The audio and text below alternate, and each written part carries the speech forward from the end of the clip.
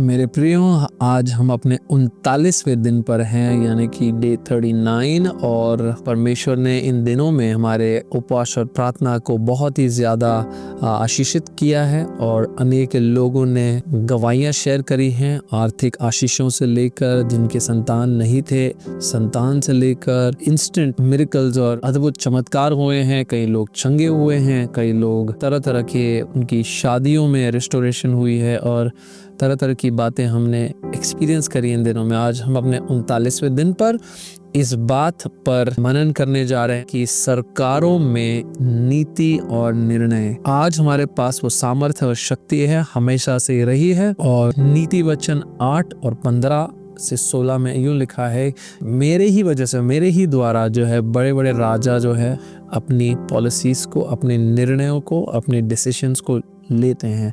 और ये और कोई नहीं लेकिन बुद्धि है। बुद्धि ये कहती है कि मेरे द्वारा राजा डिसीजंस लेते हैं, राजा लोग जो है अपनी पॉलिसीज और अपने निर्णयों को लेते हैं, सरकार बनती है इस पर। ये विजडम या ये बुद्धि है क्या चीज़? ये मेरे प्रियो नए करार में हम देखते हैं कुरिन्थियों में कि मसीह है वही विजडम या बुद्धि और मसीह वही सामर्थ है।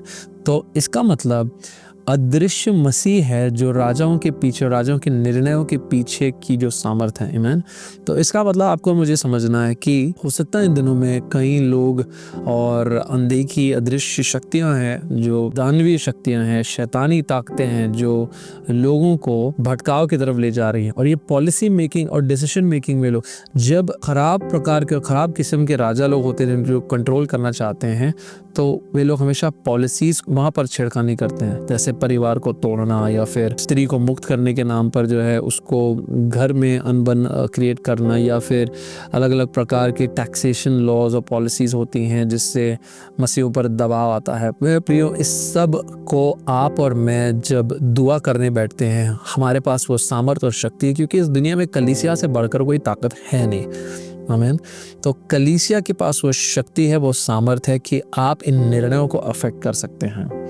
क्योंकि हम देखते हैं कि मूसा की व्यवस्था से लेकर दुनिया के जितने भी कानून बने हैं वो मूसा की व्यवस्था से ही जुड़ करके बने हैं। तो आप सोचिए कि परमेश्वर का वचन वो बुनियाद होती है जिस पर ये पूरी धरती चलती है। शैतान के पास कुछ है नहीं, वो तो सिर्फ एक कॉपी कैट है। बुनियाद तो सिर्फ परमेश्वर के वचन में है और बुनियाद है जिस वजह से बाकी देश चलते हैं। हमारे देश में भी डॉक्टर B.R. अम्बेडकर, महात्मा गांधी जैसे बड़े बड़े सामाजिक रिफॉर्मर्स थे। उन्होंने मूसा की व्यवस्था को पढ़कर ही हमारा संविधान लिखा है।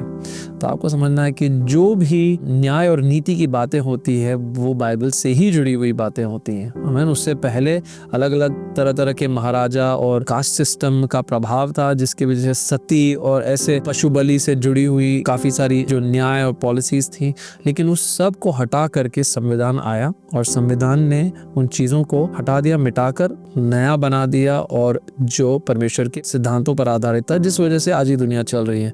तो मेरे प्रियो, चाहे वो सीक्रेट सोसाइटीज क्यों ना हो, अंधकार की शक्तियां क्यों ना हो, और चाहे ऐसे बड़े बड़े वैज्ञानिक लोग क्यों ना हो जो आपको नहीं दिखता होगा, लेकिन ये पीछे की शक्तियां होती है जहाँ पे षड्यंत्र रचाया जाता है, जैसे आबादी को कम करना, पॉपुलेशन को घटाना, ये सब बातें होती रहती है, अगली महामारी को लाना, ये सब जो खिचड़ी पकती है पीछे, उस पर आपका और मेरा अधिकार है। जब आप और मैं दुआ करते हैं, प्रार्थना करते हैं, मेरा ये विश्वास है और बाइबल का ये बताना है कि कलीसिया से बढ़कर कोई ताकत नहीं है। तो जब आप और मैं लड़ते हैं, संघर्ष करते हैं, प्रार्थना करते हैं, उपवास करते हैं, आज रात जब हम मिलेंगे, परमेश्वर हमारे बीच में अद्भुत काम करेगा इस पॉलिसी मेकिंग और डिसीजन मेकिंग स्पेस में।